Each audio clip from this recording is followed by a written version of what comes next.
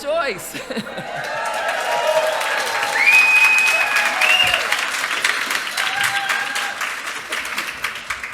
Well, thank you very much, but I prefer people not to talk me up too much beforehand because then I might disappoint. Right, so I'm meant to be talking about what it will take us to return to reality, and I'm going to just start by sort of thinking back to the first Genspect conference in Killarney, at which I spoke about why what was happening in gender clinics is not medicine. It looks like it. It's a post-truth charade that relies on the signs and symbols of evidence-based medicine. So there's consultations, there's diagnoses, there's drugs, there's surgeries, but it ignores the spirit. So Judith Butler once said that gender was an imitation without an original. So it's a set of ritualized practices that gain meaning only because they're performed again and again. And gender medicine is a bit like that, even though there is an original. There actually is something that is medicine.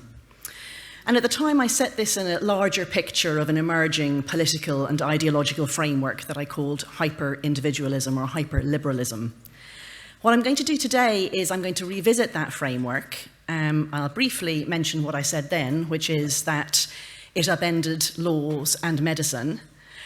But I'm going to go beyond that and say it also upended science and art and education and safeguarding and policy making of all kinds. And then I'll give some hope, because the fact that the very same thing that makes this idea so universally destructive, which is that it's totalizing, everything is connected, is a good thing when you're on the front foot. Like, they made their inroads because everything was connected. Well, when we work backwards, we're going to have to use the fact that everything is connected. And I'll also give some practical advice, which is from hearing a lot of people's stories. I've heard a lot of them by now. And also from doing some structured polling and focus groups about how you can make progress and change minds. Okay, so first, this hyper-liberalism idea. So to recap, you can think about what it is to be a person in either a communal way or an individual way. So communally, we're people because we're human.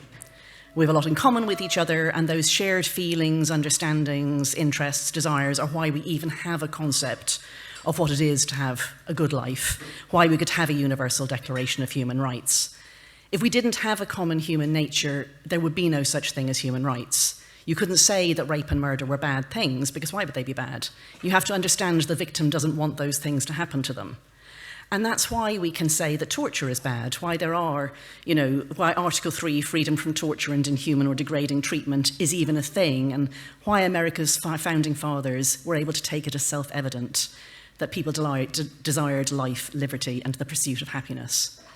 But we're also individuals, and a lot of what makes us human is that we want to be self-actualized. We want to be free to make our own decisions and to choose for ourselves what it is to live a good life.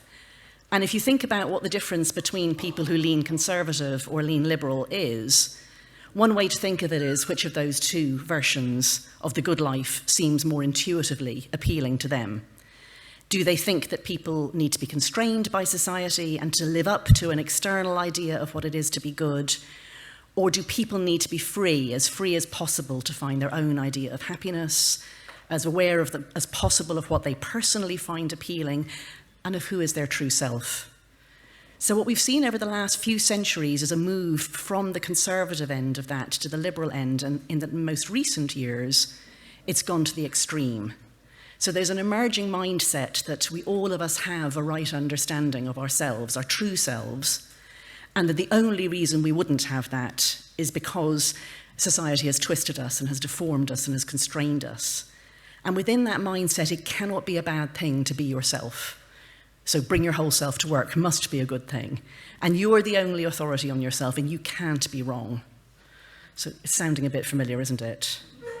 But within that framework, if the authorities ever say to you that you're wrong about who you say you are, they're wrong, and they're not just wrong, they're evil, because they're harming individuals and forcing them to live inauthentically. So to someone who thinks like that, which is very inimical to those of us who are over about 40, I'd say, self-ID is a no-brainer. And if you think that someone else's self-declaration harms you, you're mistaken. Because by definition, people understanding themselves are doing a virtuous and praiseworthy thing. Look, it's ridiculous. It's like saying that we can all put on one woman and one man shows in the same world, all 8 billion of them, and none of us are audiences in anyone else's show or supporting casts, and that we all have to clap everybody else while we're putting on our own show and they're clapping us and nobody's getting in anyone else's way. And it's also naive because obviously people are sometimes bad actors and they seek to hurt each other, they lie, they tell lies about themselves, and the more incentives there are to do any of that and the fewer bad consequences, the more they'll do it. So where we've got to is that we have a legal framework about human rights that is based on a shared understanding of what it is to be human and what it is to live a good life. And we understand that rights can be constrained, that they sometimes balance against each other, that sometimes they come up against other sorts of laws. Some of those rights are absolute, like freedom from torture, but things like freedom of expression and privacy go against each other sometimes. But without anyone recognising it, and with those laws continuing to be what we have on the books, within it we have this new conception, and it's co-opted the language of that liberal human rights framework. And the way that the liberal framework is laid out, there are objective tests. So when you decide when freedom of expression trumps privacy or vice versa, that's meant to be objective. And then when other rights and considerations take precedence, so we don't say, oh, well, your freedom of expression means you should be able to choose which side of the road to drive on. We understand we have to have rules of the road. But if you've gone to this hyper-individualistic way of thinking, the balancing, the objective yardsticks, all of those things become impossible. I want to give some examples that are more pointed than I've managed to get before, because I keep coming back to this idea. And if you take privacy and free speech, it's well known that those two collide a lot, and there's a lot of case law on that one. But in particular, one person's privacy right might be to conceal their sex. So that was the logic behind the Goodwin case that led to the Gender Recognition Act in the UK. Suppose I can actually see their sex, and I want to say what I can see. Now I can't because it's meant to be a private thing.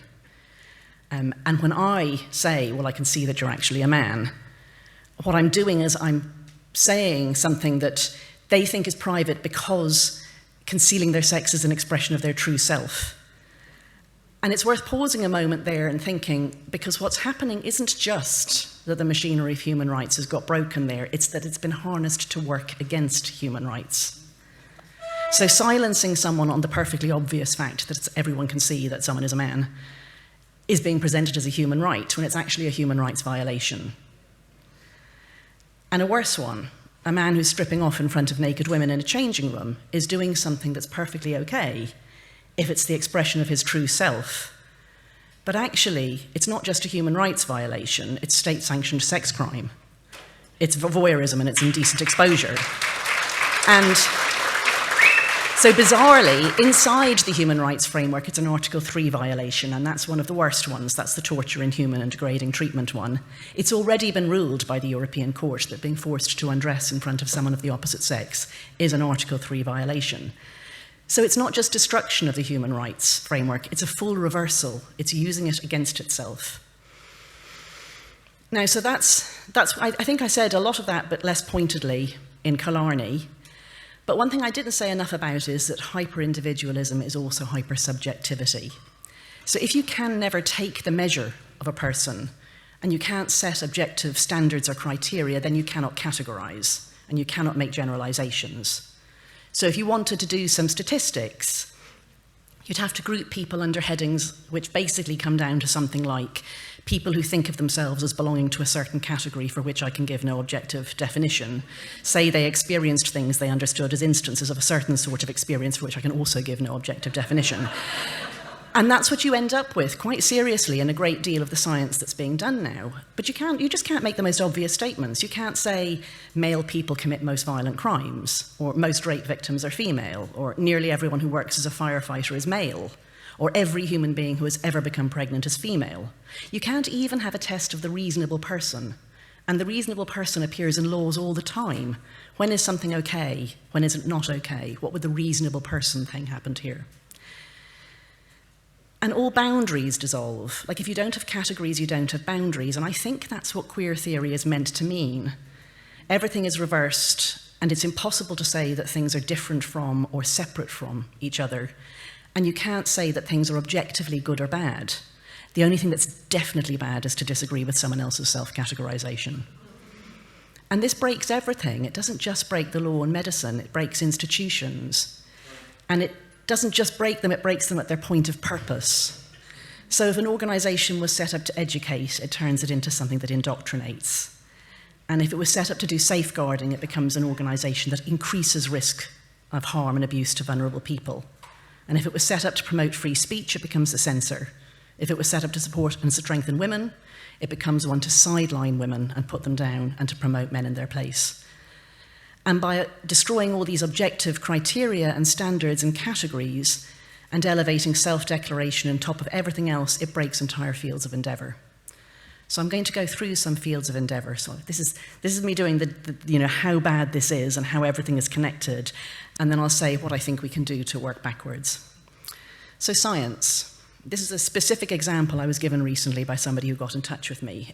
She does reviewing for grant proposals, and it was a good proposal, she thought, about certain sorts of care for people who have given birth, right? And the researcher clearly knew what she was talking about. It was a good proposal, but the criteria for inclusion in the study went something like this: recently gave birth, identifying as female. And in the exclusions section, it said excluding trans women. But then I said to her, well, what about mothers who don't identify as female? Like, do you want to leave them out? They're quite a vulnerable group. And do you really, really think this person really feels they need to exclude trans women? Because I'm a bit worried about them now. And so the reviewer followed up, and it was clear the researcher did know. She did know all of this, but she didn't know how to write it because she was afraid she was going to get called transphobic. And then I realized there's actually a bigger sort of problem here, which is that the research that she's doing takes it for granted that we know what it is to be healthy. So if you think about the things that can go wrong after giving birth, we're meant to know things like that, it's better for a wound to heal, that it'll be quite good that you don't end up wetting yourself every time you laugh for the rest of your life after giving birth, or that you're never able to have pleasurable sex again. And so her research hadn't dissolved to that point. It didn't get to the sort of like, isn't it stigmatizing to incontinent persons to suggest it would be better not to have stress incontinence? Or isn't the expectation that you would like to continue having penis and vagina sex heterosexist? But I'm not sure why. Because if we've got to the point that we aren't able to say who's a man and who's a woman, then I'm not sure why we're saying we know what health is and what disease is. And to do good research, you have to think that some things are better and some things are worse, and to have objective criteria for your outcomes.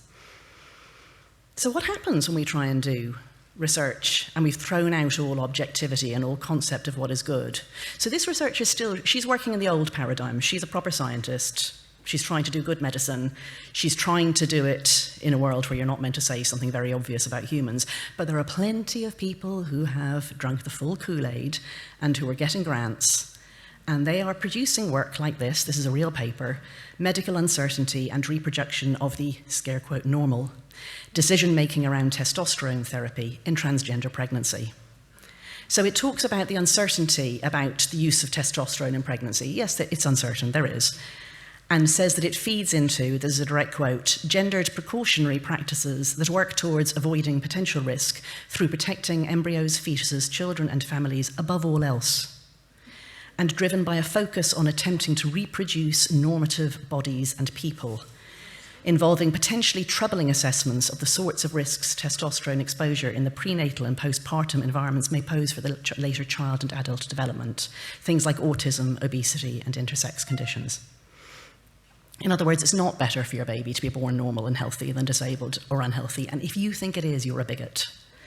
So I call this paper the Have a Disabled Baby to Stick It to the Cis Heteropatriarchy paper. And that's where it's going. And so healthcare professionals generally, were until the last few years trained within the objective scientific tradition, and that means that they did differential diagnosis, validated self-report, objective symptoms, understanding what healthy functioning was, what causes conditions and how they progress. And gender clinics look like they're working within that, but it's not medicine. The gender clinic is a scenario, it's a backdrop, and against it you perform your identity. And it's not just not medicine, it's anti-medicine. It's producing ill health and harm.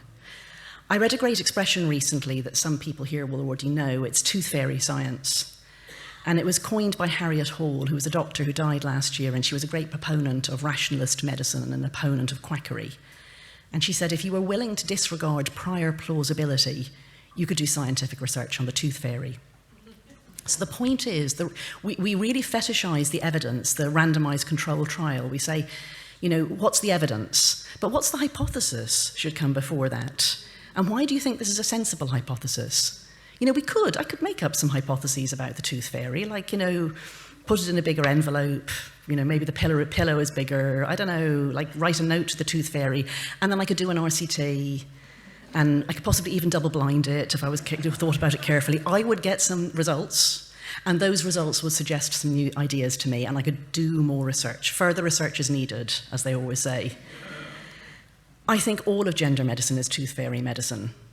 I just think it's almost as absurd to say that throwing a spanner in the works of a teenager's developing brain, body, personality, and sexuality might be good for them or a solution to anything.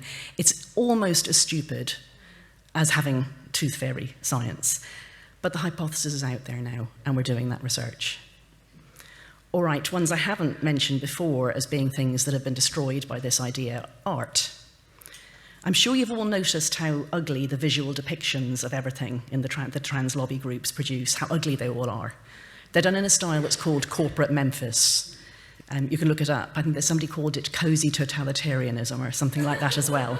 So it's these blobby people in colors like orange and purple, and people don't have hands, they just have like little spikes, and everything's very blocky, and they often don't have faces at all. Everything's totally unrealistic. And all that makes the people men or women is the props. So it's just about hair and whether they have boobs. Obviously, that's very congenial for a movement that's trying to suggest that if you have long hair and breasts, you're a woman, and if you don't, you're a man. But what it is they sell it as being about being diverse and inclusive, but it's nothing to do with the individualized reality of being a human, in particular the things that we do want to think about, including like pain and imperfection and disabilities and suffering and courage. It just generalizes and is unspecific, and that's anti-art. You know, art isn't generalities, it's about keen observation and expression. And then you realize how easy it is to use this art style to draw very unhealthy and unnatural body types. So you'll always have somebody, you know, looking like they're dancing and they've got mastectomy scars. Everyone's equally inexpressive and unreal. And it's the same with writing. So I think I'm going to do this. So I'm going to take as an example a book I haven't read, and I would scoop my eyes out with a spoon rather than read it. But I have read a long review by a Substacker I follow called Holly Mathnerd, and the book is called Their Troublesome Crush. In this queer polyamorous male/female romance novella, two metamours, that means people who are sleeping with the same person, realize that they have crushes on each other while planning their shared partner's birthday party together. Ernest, a Jewish, autistic, demi-romantic, queer, fat, trans man submissive, and Nora, a Jewish, disabled, queer, fat, femme, cis, woman switch, have to contend with an age gap, a desire not to mess up their lovely polyamorous dynamic as metamours. I just can't read the rest of it. Anyway, there's no story arc. It's just about them arranging a party, talking constantly about their autism and the like. And I looked at the reviews on Amazon. This one was very typical. This book was chock full of representation, and it was honestly such a treat. I'm personally not kinky or polyamorous, so if you are, this book will likely work even better for you than it did for me, but I am queer and autistic. And I specifically really loved the autism rep. It made me feel very safe and very seen. And Holly actually has a bunch of medical conditions, so you know she's not mocking people who have medical conditions here at all, but she says when she writes, she uses her knowledge of medical conditions and her understanding of other people's medical difficulties to make her characters more complex, to make them more interesting, specific, and human, and more fully realized. This is the opposite, they're stereotypes. Education. We all know that education is being destroyed by this, but I want to just give you one example I heard about last week from a friend whose 4-year-old has just started school. She's already had her first RSE lesson. It was literally about toy choices.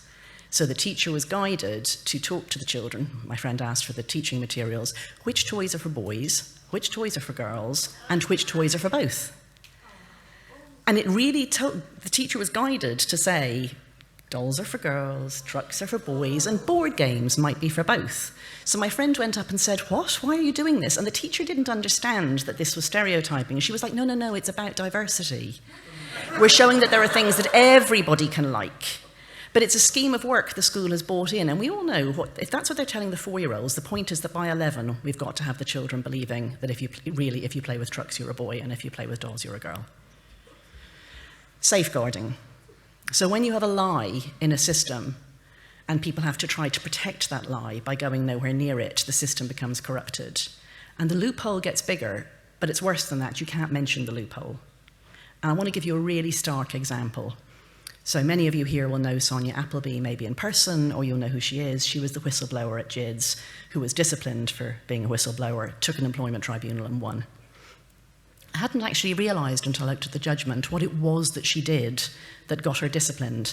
She said 2 words, and those 2 words were Jimmy Savile. So in her training, she used to say, if you're not careful, a Jimmy Savile type situation could arise. And she would say to people, if your job is safeguarding, you must be vigilant, and you have to speak up even when it's uncomfortable. Institutions can become groomed, and they can become complicit. And one of her colleagues took offence at this, reported her, she was written up, the note was put on her file. So, I mean, there were, those who don't know who Jimmy Savile was, anyone who doesn't, maybe from America, massive child abuser over decades in the BBC. Loads of people knew, loads of people should have known. He's dead now. There were loads of inquiries. Of course, they waited until he was dead to do the inquiries. It turns out the lesson of Jimmy Savile, because all those inquiries said we must learn the lessons, the lesson of Jimmy Savile is don't mention Jimmy Savile. So it's not just not safeguarding, it's anti-safeguarding. Right, so I've stood up that it's all connected, that it's totalizing, that there's a lie, there's a break, and it's turned everything upside down. What do we do to work back? Well, first question, where do you focus your efforts? So anyone who's maybe had a personal trainer or anything like that, there's a thing they like to say, which is the best exercise is the exercise you do. Meaning that if there's something you like, do that, because you'll do it. So if there's something that really grabs you, do that. Don't worry about anything more. Keeping in mind, don't put yourself at undue risk, don't lose your job. As I always say when Maya's with me, I say, we've done that. No need for anyone else to do it now. Focus on institutions and not people, and rules, not individual examples. It's too slow if we work person by person. I'm not saying miss an opportunity to influence a person, but I'm saying go for the whole school, talk to the school leadership, talk to the academy trust, talk to the local authority, try and go that way. And best of all, focus on policy makers, which is what we do at Sex Matters. And if you're traumatized, as I know a lot of people here are, it's okay if you don't feel you can do it. It's not for traumatized people to fix things. It's ridiculous that we leave it to the traumatized people. Those of us who aren't have to step up. Of course, if you want to, if that's how you catalyse what happened to you, that's fine. But quite often people get in touch with me and then they apologise. They tell me about this horrific story and they say, I'm so sorry, I'm not doing anything about it. I was like, bloody hell, I wouldn't be doing anything about it either if I was you. All right, suppose that you don't have a personal trainer like I know what my thing is. I can tell you that what the focus groups showed us when we did them is that there are 2 places that you can actually get people, like that you're pushing on an open door if you want to get people to understand the problem, and they are child gender medicine and sport. And looking at person after person talking, what we realised is that in both cases, it's because there's an alternative, nothing to do with woke or anything like that, moral shorthand that gets invoked in both cases. So with children, it doesn't matter how much people say, oh, you bigot, and so on. They just say they're too young. They just keep saying they're too young. And people know that adults are meant to look after children. And actually, men don't worry about looking after children either. Men often feel it's not their place to say something about single-sex spaces. But they know that you can be a good dad.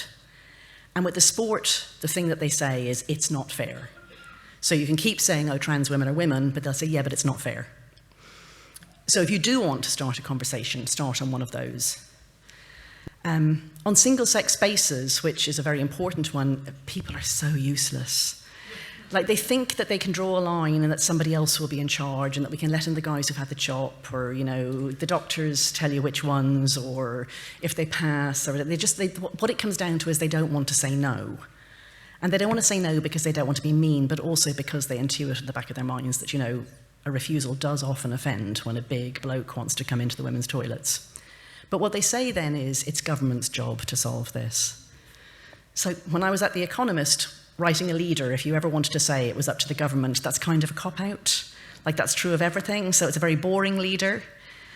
What they're kind of saying then is, someone but not me. But in this case, the rules do have to be clear, and I think that people intuit that when the rules aren't clear, that's why the war continues. Like, we go on about stopping a culture war, and our new Labour government said it wants to stop the culture war. But the war won't stop until the rules are clear. So why don't politicians act then? Because it's going to have to be them. And, obviously they're cowards, that's why. But when do politicians get over their cowardice? And that's when they think something is popular. So we have to make them understand that this bullshit is not popular, and that protecting children is. It's not popular to destroy women's sports. Women really do need single-sex spaces, and there's only very few people who don't want women to have them. Right, so that's where you go in if you want to know, but how do you leverage the fact that everything's connected? So we're not going to be able to vanish this idea. Once bad ideas are out there, you can never put them right away again, but what you can do is you can constrain the results of having the bad idea. So if the law doesn't allow you to act on the idiotic idea that you've changed sex, and if medicine doesn't go along with it, well, you know what? I don't care. You can think what you like. But then you can also, once you've started with somebody, in particular if you started with children or you've started with sports, you can propagate that because it's all connected. So sports means changing rooms. It means the pipeline. That means school competitions. Well, if you can't lie about who's a boy in school for sport, then how can you lie about them for something else? And if you're not transitioning kids, then why would you be telling them that transition is real? And why would you be telling them that sex is a spectrum? And why would you be putting them in danger? And that means safeguarding. And if you can't let boys into girls' spaces in school, then why can you let men into women's spaces in prison? They're two vulnerable populations. So you can start to see how, if we start to make genuine inroads, we can find the next step. We can keep going in the right way and keep making progress. This is why the puberty blockers ban is so important. There's not that many people in the UK who've ever got puberty blockers. It's a small number. I think it's only hundreds, but it's certainly not more than a few thousand. The point of them is they're a rhetorical and argumentative device. They mean that it's possible, in principle, to present a small child as the opposite sex with the pretense that you're going to do this, it's going to be able to last. And if it can't last, then why would you do it? Like, if you know that everyone's going to see he's a boy when he's 14, 15, then how can you pretend that he's a girl when he's 4 or 5? I am not saying this unraveling happens automatically. It doesn't. We'll be fighting every step. I'm saying I know where I'd start, and I know that we will be able to keep pushing it into all these different places. I want to say two more things, and one of them is a point of concern that I don't think is very relevant to people in this room, but it's so important, and people will be watching this afterwards maybe. And that is that if you have any sort of safeguarding duties, you have the whistleblower's dilemma, always, everybody does. And you're taught about it in safeguarding, but that doesn't help. It is that if you speak up, you're likely to get pushed out and not listened to. But if you don't speak up, you're complicit. So people who see that something is wrong, they often think to themselves, I can't say something because I will be sidelined, and she's worse. The woman who'll take over from me is even worse. But then 2 years later, they're as bad as her. They've never done anything. So if you do find yourself in a position like that, what you need to do is to say, now, today, what would be the thing that you would not let go? And write it somewhere that you can see it, maybe put it up by the hall mirror. Like, when will it get so bad that you will speak out? Because otherwise people get all the way to atrocities, because every step is just one more step.